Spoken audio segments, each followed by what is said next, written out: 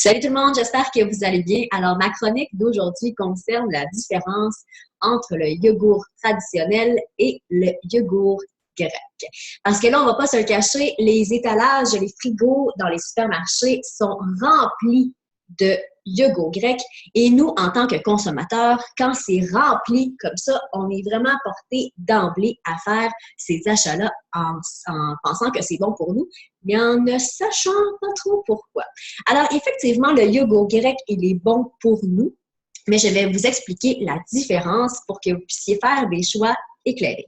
Donc, dans un premier temps, la différence entre le yogourt grec et le yogourt nature est entre autres son procédé de fabrication. Et souvent, on va se demander, ben voyons, pourquoi c'est plus cher le yogourt grec que le yogourt traditionnel? C'est parce que ça prend plus de lait selon le procédé.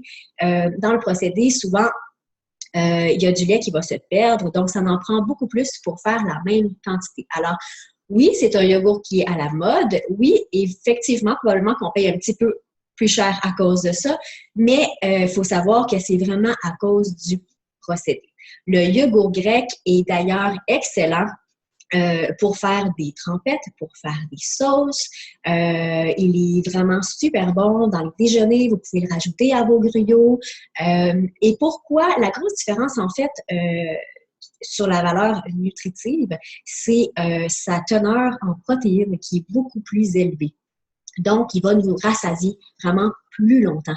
Alors, c'est très bon de l'incorporer soit en début de journée dans un smoothies, ou bien le manger tout simplement comme ça avec le reste de notre déjeuner ou en collation aussi. Alors, un petit bol de yogourt grec avec quelques amandes, c'est vraiment très bon.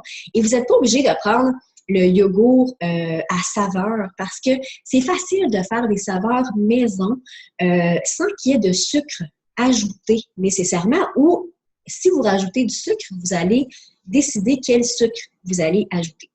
Donc, moi, souvent, ce que je vais prendre, j'adore le yogourt grec nature, mais si je veux le sucrer un petit peu, je vais prendre des fruits, soit des fruits frais ou des fruits congelés que je vais laisser un petit peu décongeler.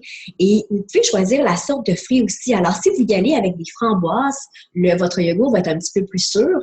Mais si vous y allez avec des bleuets, par exemple, les bleuets sont plus sucrés.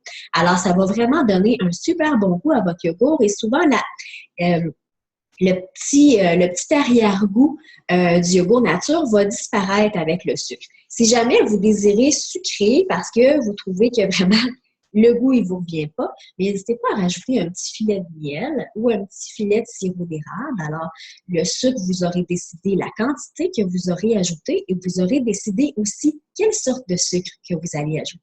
Alors, souvent, ce sont des petites alternatives à penser, acheter nos choses nature et après décider quel ingrédient vous allez ajouter dedans pour lui donner la saveur que vous avez vraiment le goût d'avoir, à place de l'acheter déjà fait à des saveurs différentes.